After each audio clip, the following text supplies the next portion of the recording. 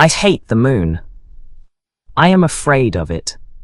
For when it shines on certain scenes familiar, and loved it sometimes makes them unfamiliar and hideous. It was in the spectral summer when the moon shone down on the old garden where I wandered. The spectral summer of narcotic flowers and humid seas of foliage that bring wild and many-colored dreams. And as I walked by the shallow crystal stream, I saw unwonted ripples tipped with yellow light, as if those placid waters were drawn on in resistless currents to strange oceans that are not in the world. Silent and sparkling, bright and baleful, those moon-cursed waters hurried I knew not whither. Whilst from the embowered banks white lotos blossoms fluttered one by one in the opiate night wind, and dropped despairingly into the stream, swirling away horribly under the arched, carven bridge, and staring back with the sinister resignation of calm, dead faces. And as I ran along the shore, crushing sleeping flowers with heedless feet, and maddened ever by the fear of unknown things and the lure of the dead faces, I saw that the garden had no end under that moon. For where by day the walls were, there stretched now only new vistas of trees and paths, flowers and shrubs, stone idols and pagodas, and bendings of the yellow-litten stream past grassy banks and under grotesque bridges of marble. And the lips of the dead lotos faces whispered sadly, and bade me follow, nor did I cease my steps till the stream became a river, and joined amidst marshes of swaying reeds and beaches of gleaming sand, the shore of a vast and nameless sea. Upon that sea the hateful moon shone, and over its unvocal waves weird perfumes brooded.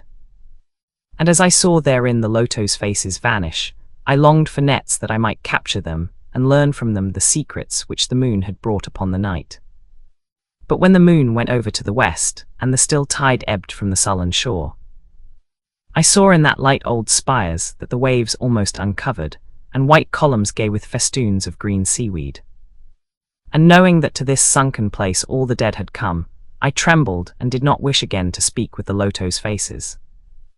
Yet when I saw afar out in the sea a black condor descend from the sky to seek rest on a vast reef, I would fain have questioned him, and asked him of those whom I had known when they were alive. This I would have asked him had he not been so far away, but he was very far, and could not be seen at all when he drew nigh that gigantic reef.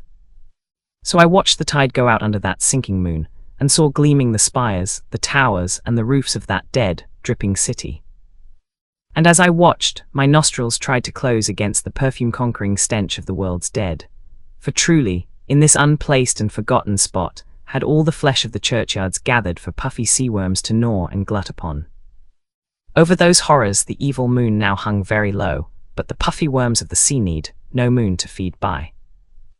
And as I watched the ripples that told of the writhing of worms beneath, I felt a new chill from afar out whither the condor had flown, as if my flesh had caught a horror before my eyes had seen it.